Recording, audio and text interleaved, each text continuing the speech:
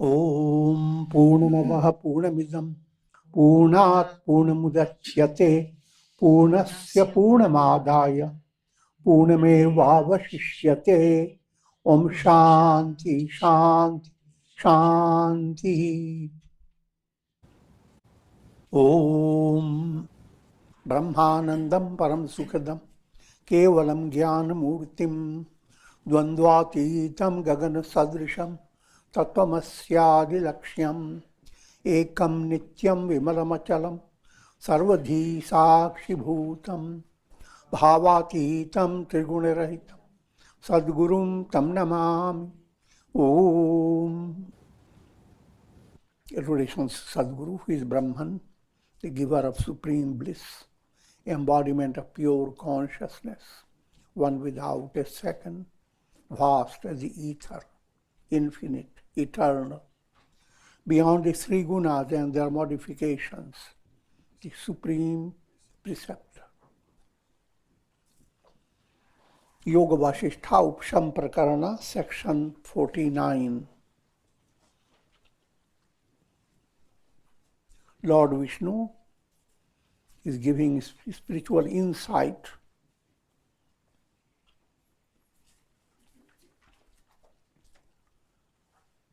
to Gadhi. Gadhi's story we have concluded, and you have seen in that story that Gadhi wanted to know the extension of Maya. And that was the first boon he received from Lord Vishnu. And one day when he was just putting his head into the waters, he entered into an internal state of ecstasy or samadhi or whatever you call it, super consciousness. For 2 muhurtas he stayed inside that water. Muhurtas are 48 minutes is a muhurta. About an hour, a little less than an hour. 3/4 of an hour, plus 3 minutes.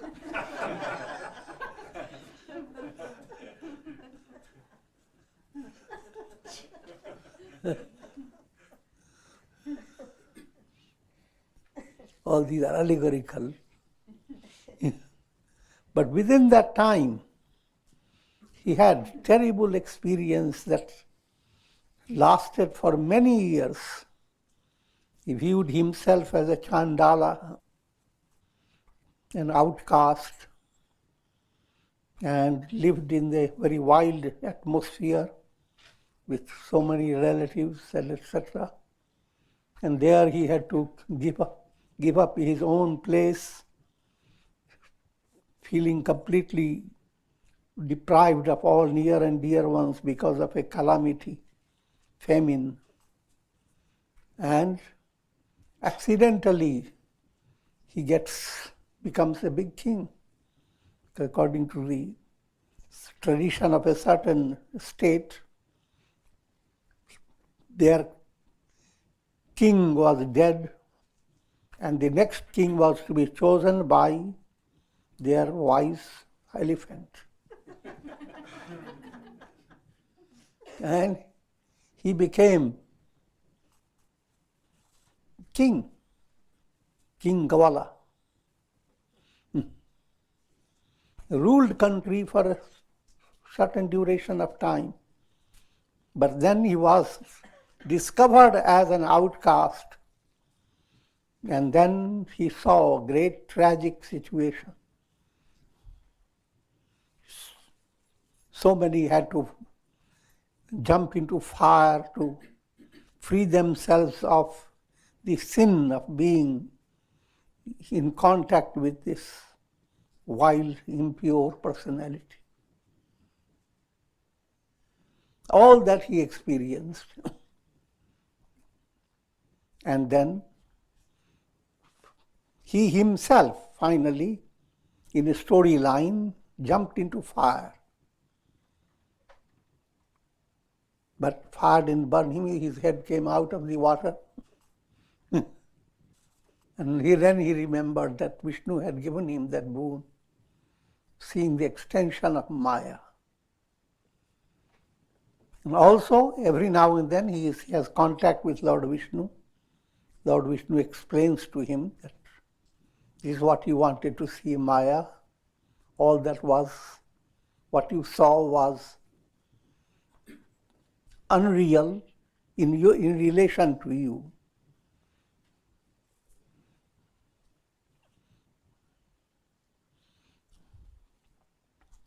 And it was easy for him to understand that, because he didn't have to go out anywhere, he was just inside the water. But then, as he began to relax,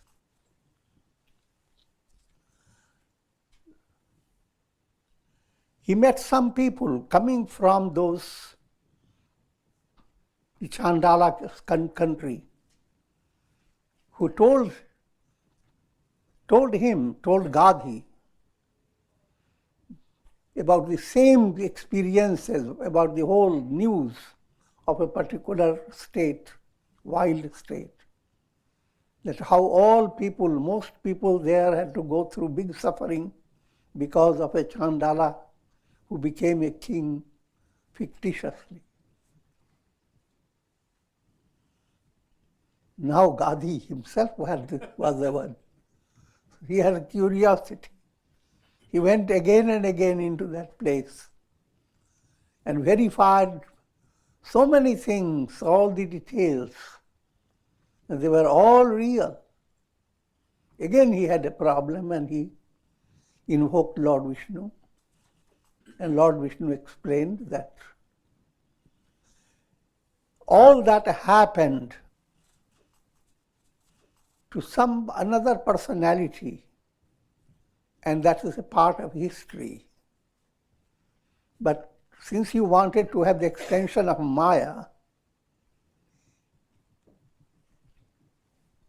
their experience was transferred into your mind. That Katanja's experience, one who became a Chandala, at that time his name was Katanja. Your Katanja story, you never became Katanja, but Katanja existed. The story of Katanja and all that happened, all became reflected in your personality. And you developed the idea that you yourself suffered from all this. Now it was very satisfying and he became relaxed. But still his doubts were not dissolved completely. Finally again he invoked Lord Vishnu, and Lord Vishnu gave him the teaching that even the world he is experiencing in the practical reality, that is also Maya. So simply because again and again he visits the country and doesn't see anything defective, it's all real.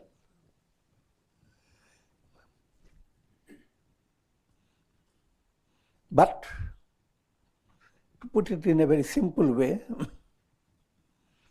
the world you experience is led by your karma, and all your experiences are like experiences in a dream. But sometimes a dream can open and create a drama, a dream within a dream.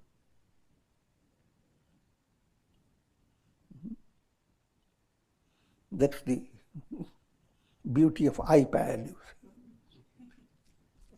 You can, you do in your computer, create folder within folder. file within files. And that,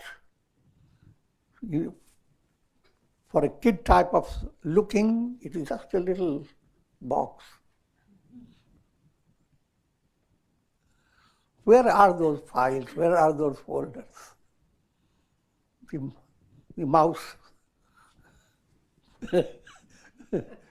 button shows you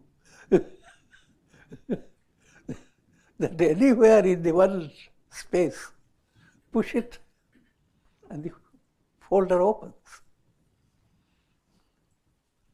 with many informations. But then wait, open the folder again, another, that which is inside. How many can it be? It can be endless. Human computer is limited, but divine computer has no limit to it. So that is all about human experience. From beginning to end, as long as there is humanity, every human being is experiencing on the basis of your nervous system. And all that is in your magic of your little head, on your shoulders. Once you turn your nerves unconscious, insensitive, all that moves away. And you don't have to wait for that calamity. Every day when you go to sleep, the entire world moves away from you and you are not shocked, nor do you miss. But you are backed up by divine intelligence, who operates in instinctive way. You don't ever miss it. Rather, you are delighted that you had a wonderful sleep in spite of all the noise.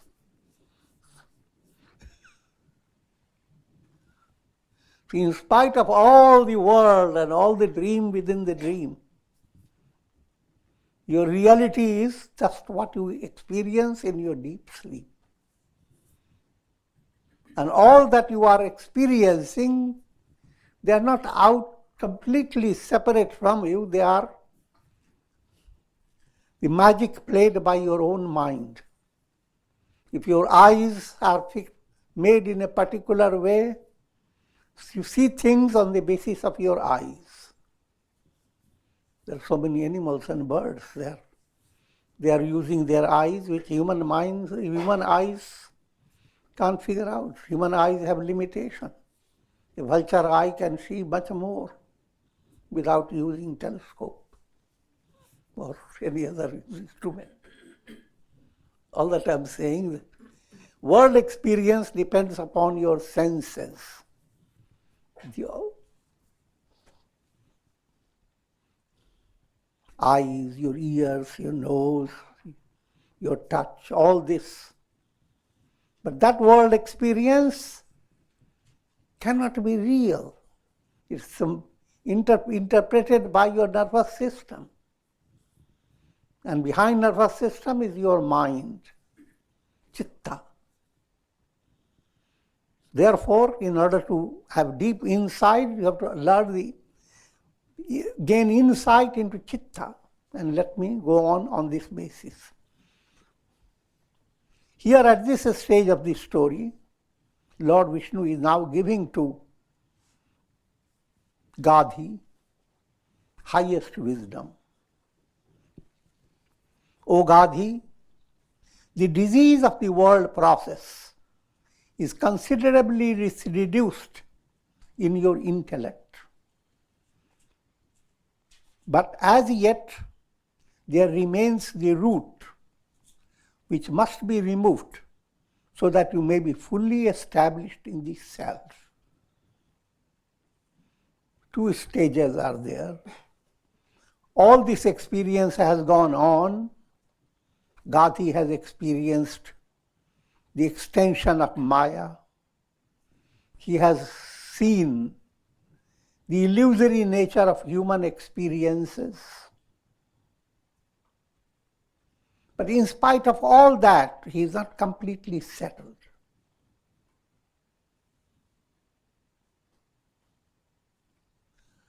Put it in a very simple way. In order to attain enlightenment, first stage of knowledge you get is on the basis of your intellect. Intellectual knowledge also has two aspects. Intellectual knowledge that collects all the academic data. That intellectual knowledge is for practical purposes, but not for liberation. You don't need mathematics there or geography there.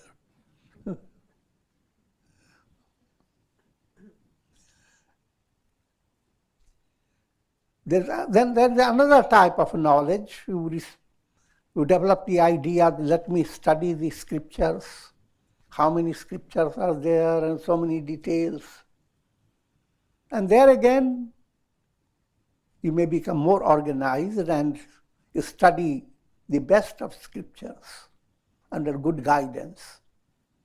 But even at this stage of best guidance, you have two stages. First, a mental grasp that this is your goal. Second, you have to follow the whole process to attain, to have the intuitional revelation. First, clarity of theory, and then an actual practical experience. Practical experience is called sakshatkar. You realize the self instead of just knowing what the self is.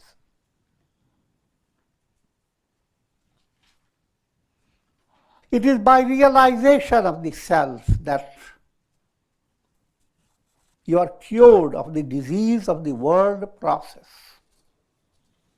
World process disease means your soul is subjected to cycle of birth and death endlessly. To understand it, and the cure lies in attaining self-realization. Your chitta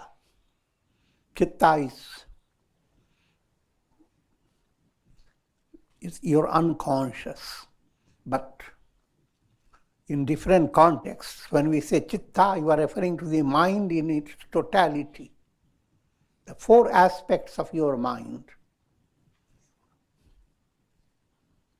Manas, mind that is picking up perceptions of the world, mind that is connected to the world through your senses, giving you the knowledge of practical reality. That's called manas. That's what people call conscious mind.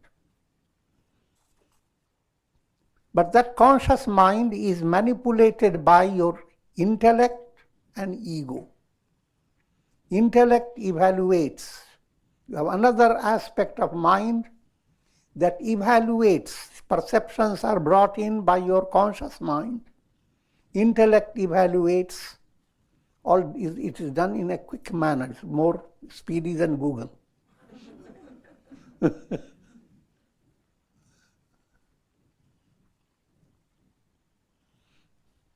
And when intellect evaluates, is it to be accepted or not? Is it right or wrong? Is it good for you or not good for you? Intellect decides. But intellect comes under the association with your ego. Sometimes ego encourages the intellect. And sometimes ego scolds the intellect. Says, shut yourself.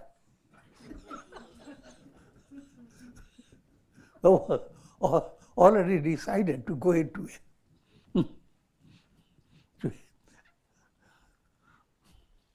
To a dinner party, to an exquisite restaurant, Already you have ordered the best of sweets, and your intellect says, but your sugar in your blood is high.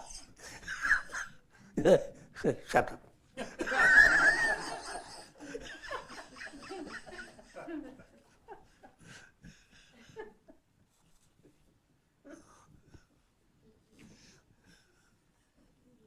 On the other hand, your intellect encourages you.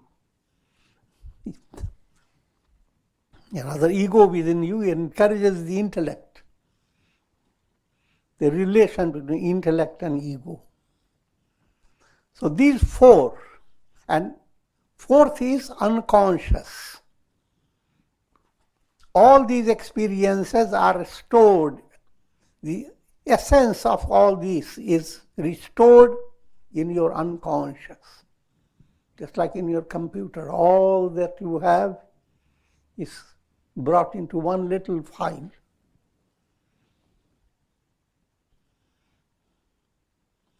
All these four together is called chitta, because they are one and the same.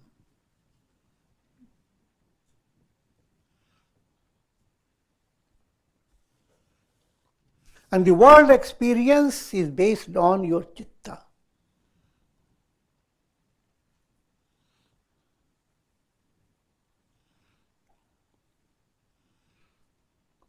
Follow another illustration.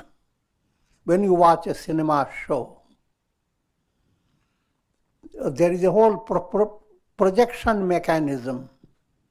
There is projecting frame after frame on the screen in a big speed. To normal eyes, all that you see is as if it is something very real going on.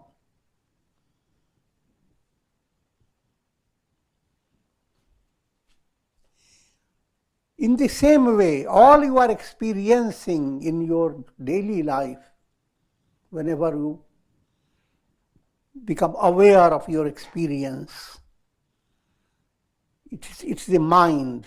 Mind is projecting all that. Mind is projecting your experience, your awareness of time, space, causation, past, present, and future. All your gain and loss, the entire story of life, and the stories of all lives of other people, and the story of all the history and geography, all is being projected by the mind. And while the projections are creating lot of drama, people are shaking, some are breaking their teeth, because in a suspenseful situation, if you eat peanuts, I'm joking. But while all this is happening, the screen is untouched. And all that you have been doing is watching as just a screen, completely empty, all the story, and nothing to do with it. And it is the screen that gave reality to every form, name and form that you saw on the screen. Old style simile, snake on the rope. You suddenly come in the shadowy state and there is nothing but a rope. But your mind suddenly develops fear. It's a snake. Become so fearful, it slip up over a banana leaf. A banana skin. And damage yourself. All over a rope. When light is brought, then it is nothing but a rope. In the same way, the world experience is like a drama projected by your mind. And when a mind itself is taken away Because mind is not in itself a reality. It's a bundle of illusion. Cloud is not a reality. It's a bundle of moisture. But it has the power to shut out the sun and cause refraction in the sun. So cloud creates such a drama.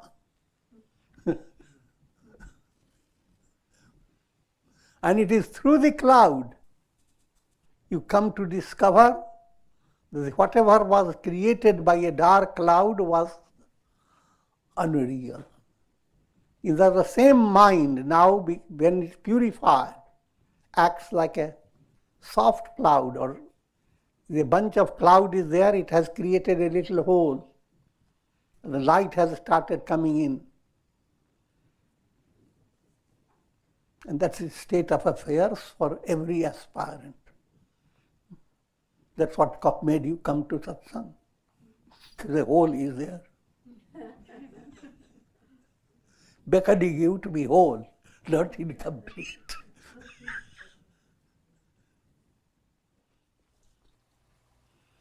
Your chitta, Lord Vishnu is giving this teaching to Gadhi. And this is the stage of conclusion of his whole sadhana. Your chitta is the central axle of the rotating wheel of Maya.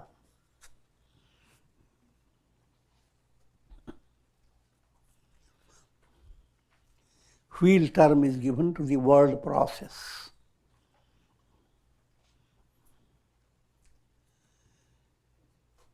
Every soul, led by virtuous karmas, experiences. Virtuous karmas are called punya karma. Punya. Negative karmas called pap karma. Punya karma, pap karma. These are all the parts of the wheel. Punya brings fortune, pleasure. Pap brings pain, misery. When you experience pleasure, you develop raga, attachment. You want to possess things that give you happiness. When you experience pain, you develop hatred. So pap, punya, sukh, dukh, raga, dvesh, these are Sanskrit terms. They are like the spokes. And the axle is your chitta. That's how the chitta has created its drama. And your soul, being identified with chitta, experiences this whole wheel of the world process. Goes on experiencing life after life.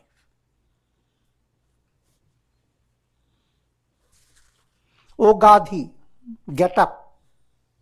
Don't take it literally.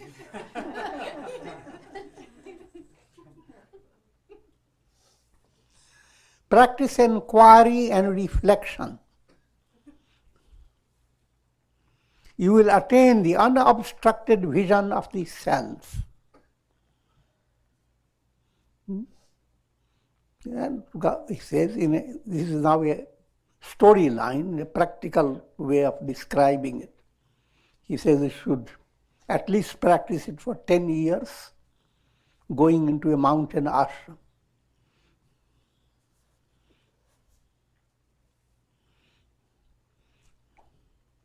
You will attain the unobstructed vision of the self. Thus saying, Lord Vishnu disappeared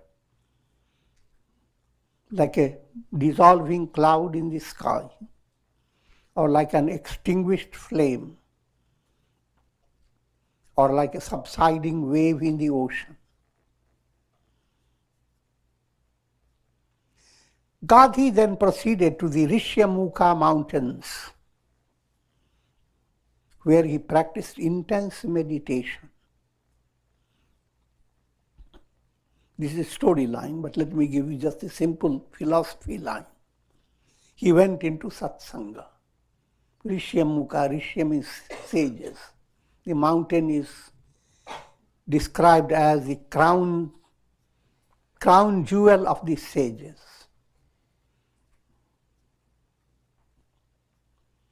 And this is an allegorical way of saying, go where sages live, stay in their company, receive the guidance, and under that guidance practice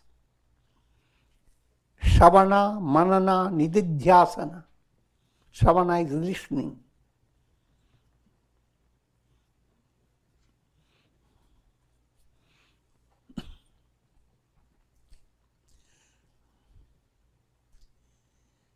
You have to understand the subtle meaning of listening. Everybody listens. You hear, but you don't really listen. Listen means what you hear, it touches your intellect, it has purpose. And intellect being purified brings internally a higher awareness. So listening is the first stage in satsang. You listen to what we are now listening right away. But having listened to, you try to ponder over what you have listened to. You reflect upon it, called manana. Very crude illustration is given, just like you give fodder to a cow, and then you go away.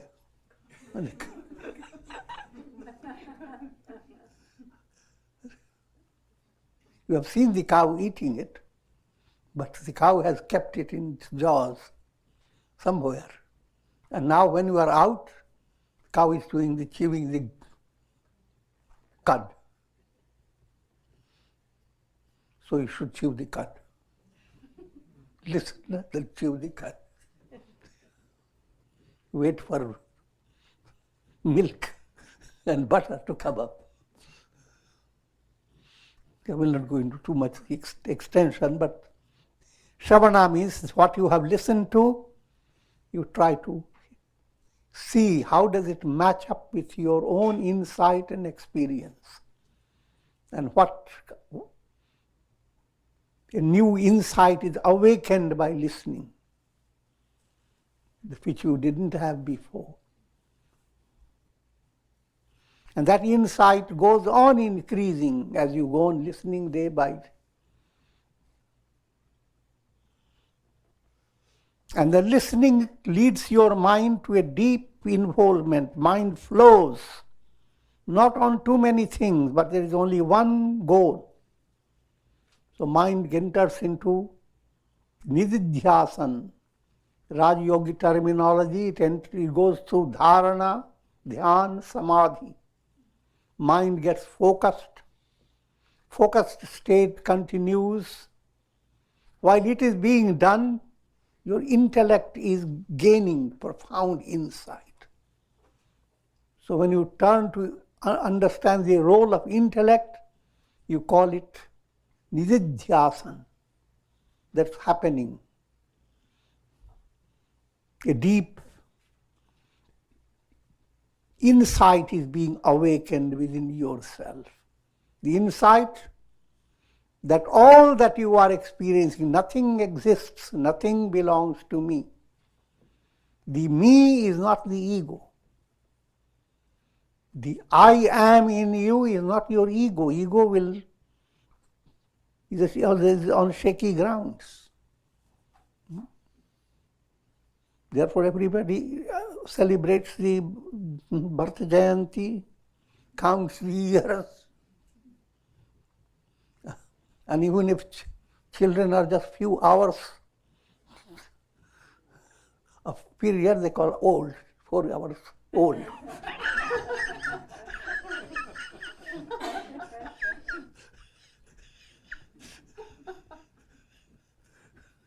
Five years old, 10 years old.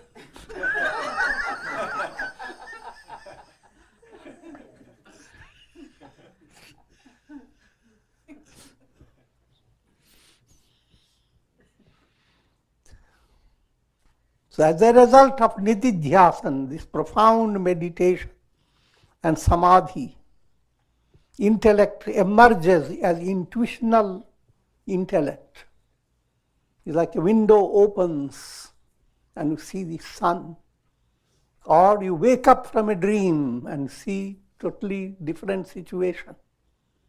All that you experience in your dream, completely nothing, not a needle point of that dreamland is real. So, the central core of spiritual movement is making your mind active, vibrant, under spiritual guidance, following the process of listening, reflection, meditation, concentration, meditation, samadhi.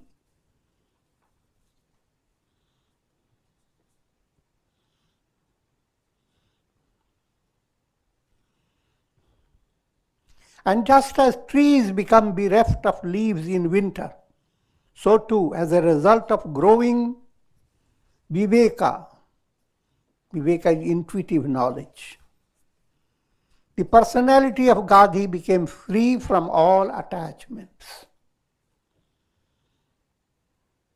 no longer attached to illusions of the world.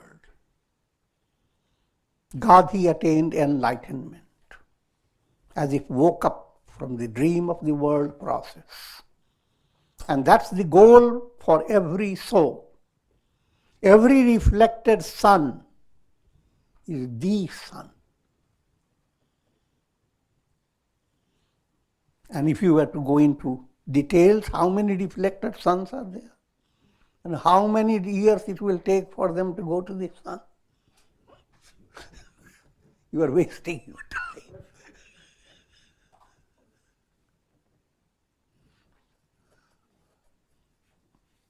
Broader understanding to realize the reflected suns don't have any reality in them.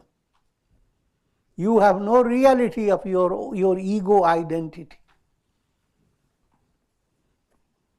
Your ego identity when you are 5-year-old was totally different. You are no longer that person.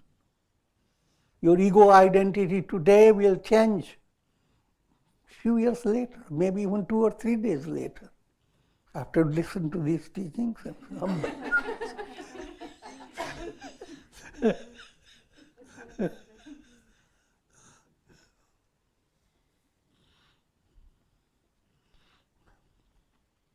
That revelation, that is called realization. And it is a progressive movement until you have full realization. Aham Brahmasmi. And the world is nothing but Maya. Nothing in the world has its separate reality. The I am, that's the absolute reality beyond time, space, causation. And that's, one needs to gain deep insight into that reality and mold the whole life process for realizing that reality. If you allow that way, then you are living with purpose.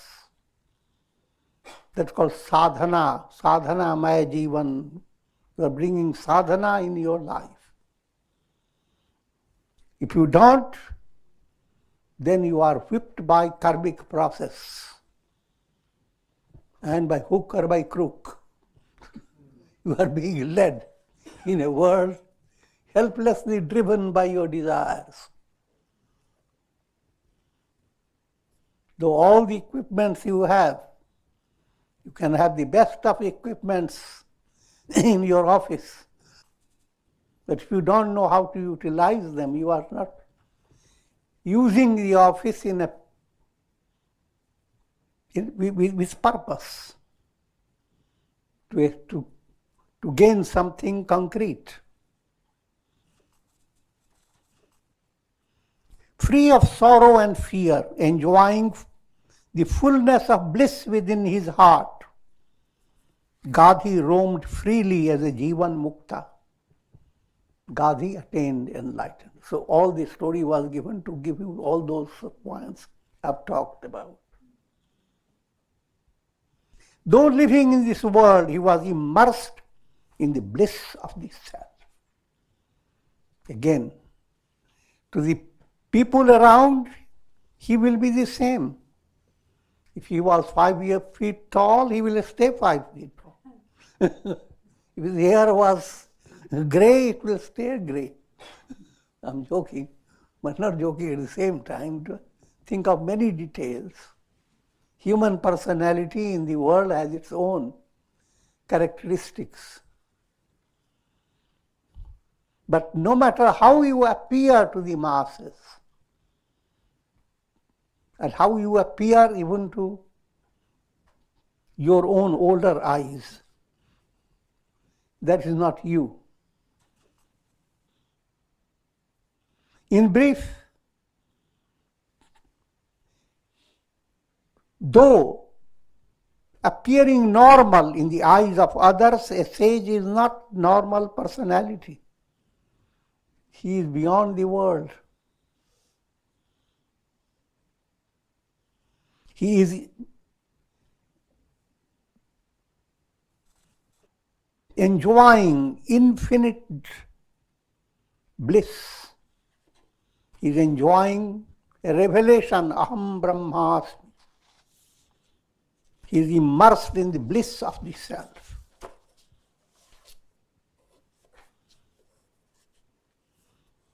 Next section. Sri Vasishtha continued, O Rama, this Maya, which causes great delusion, is indescribable. Brahman is the only support of this mysterious Maya. By taking recourse to Brahman alone, one can rise beyond Maya. Taking recourse to Brahman. It has 2 stages. That's called Godward mind. Your mind should have focus on the truth, not on falsehood. But in order to the mind to turn to the truth, to the absolute, you need a channel of bhakti devotion.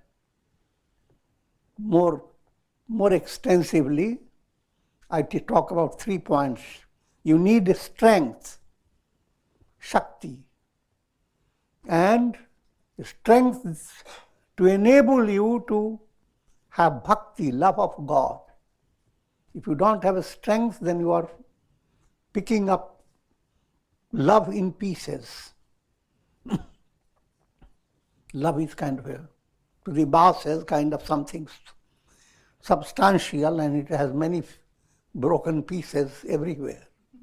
In all your near and dear ones, from life to life, you have developed a sense of tremendous love. But they continue to wander in pieces. Dil ke tukde हजार हुए. Filmy song. The piece of the heart were broken to thousands. Some fell here, some fell there. And that's the story of every soul. How many things you have loved, how many people you have loved, how many wonderful situations you had. But where are they? I will not go into details. So just to reiterate, Shakti is strength to pursue the sadhana and to allow your mind to be focused on how to love God, bhakti. Once bhakti has developed, you have amazing possibility to allow your intellect to shine, because intellect will not be restricted by your ego. Your egoism will move away. Your intellect, you will become more interested in understanding who am I, what is the reality behind the world. every intellect is not ready for it. You tell a person, study Vedanta. And what is it all about? To understand, you are the only one real. The whole world is illusion. And the person says, what am I going to get out of it?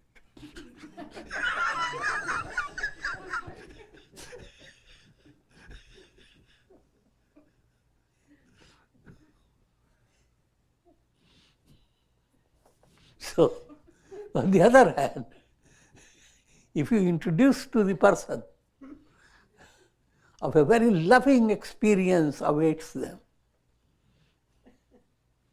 Now, if your jnana, movement to Brahman, blends with a movement of fulfilling your urge to love and to be loved, if that blends with your jnana practice, your jnana practice will become dynamic.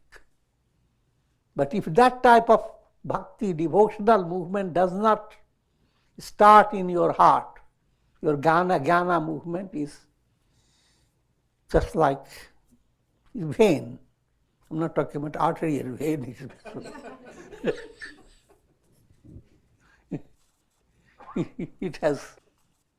It's ineffective. It's like mirage. So during every moment of the present, endeavor to be mentally vigilant. The term is vichar. Your mind must be alert and spiritually addicted. I'm not taking the worldly way. Super addicted. To be thoughtful. Not thinking how to make yourself more rich or how to gather lots of luxuries. That's not called thoughtful. Thoughtful, who am I? How can I terminate the fear of death? How can I attain communion with God? How can I help? Whatever good things you want to do, how can you do that in a boundless way? How can you gain absolute success? And all that, behind all that, who am I? The simple point, I am. That I am should be so interesting to you that your whole life should be woven around this. Focus on I am. Then that movement is vichar movement. Even you are in adversity, your mind is completely not involved in a state of dullness. But the mind is figuring out that it is there, it is like a dream, it will pass away. And with every, as the moon emerges out of a dark cloud, it shines brighter. Because real me is I am. So don't forget that. Satchidananda. So you ego me, calm down.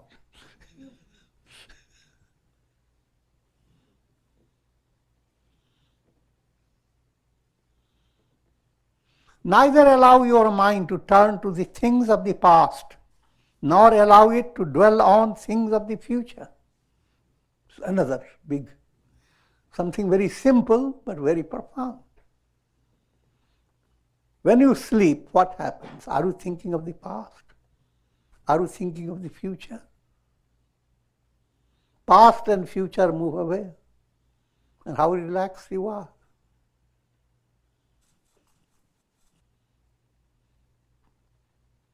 And you have the mental capacity to understand that past and future are not realities.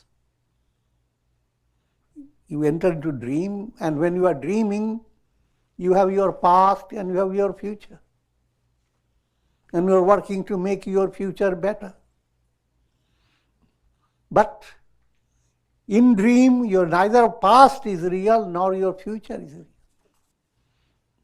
And when past and future move away, your present leads you to wake up.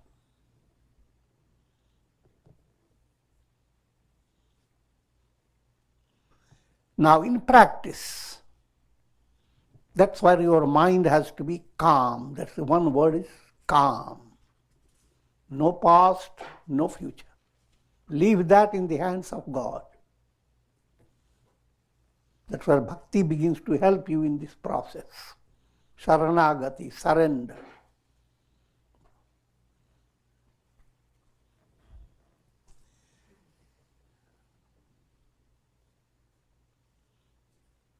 And that opens the door to serenity, Shama.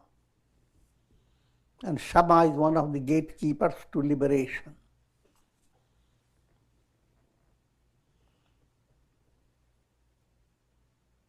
As long as desire for objects is maintained in the mind, so long will Maya continue to operate through the mind.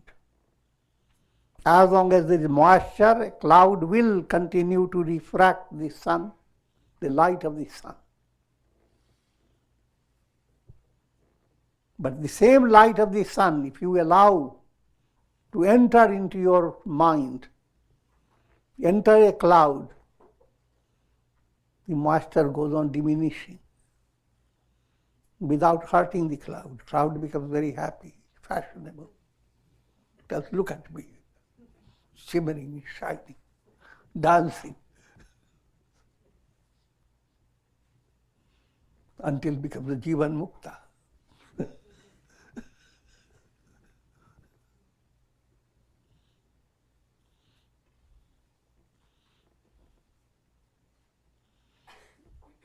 As long as there are clouds, so long will rain showers continue. As long as you have created complexes, karmas, based on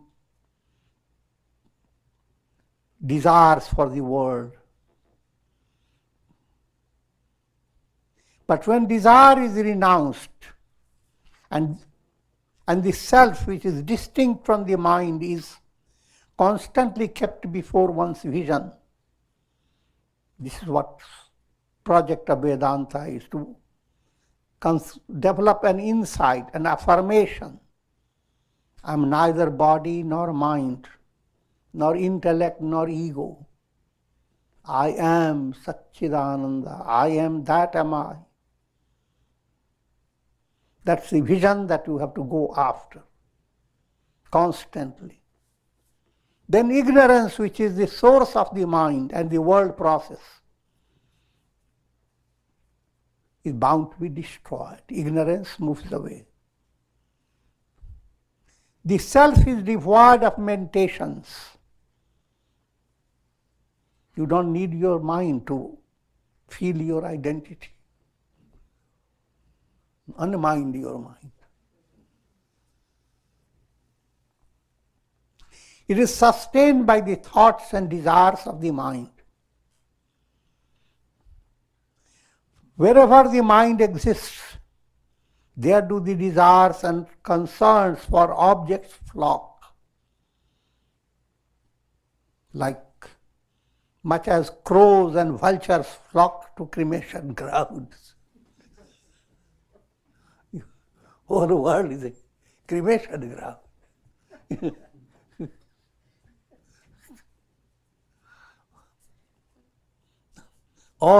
All those who have died, of course, they are finished. But all those who are living, they are mortals. And all those who are coming, they are also mortals.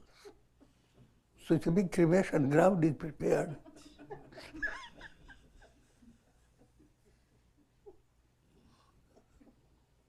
And if you want to stay in the cremation ground, then you have to act like crows and vultures. The scriptures have no common courtesy.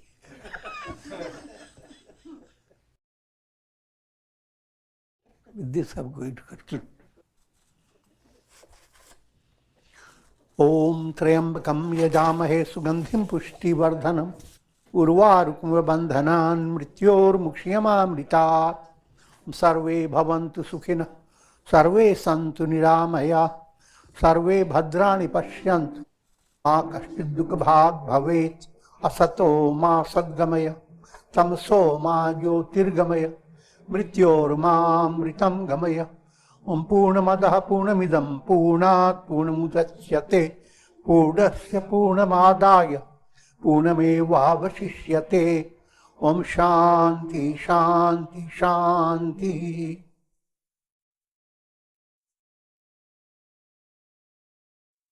Om Hari Om Tat Sat.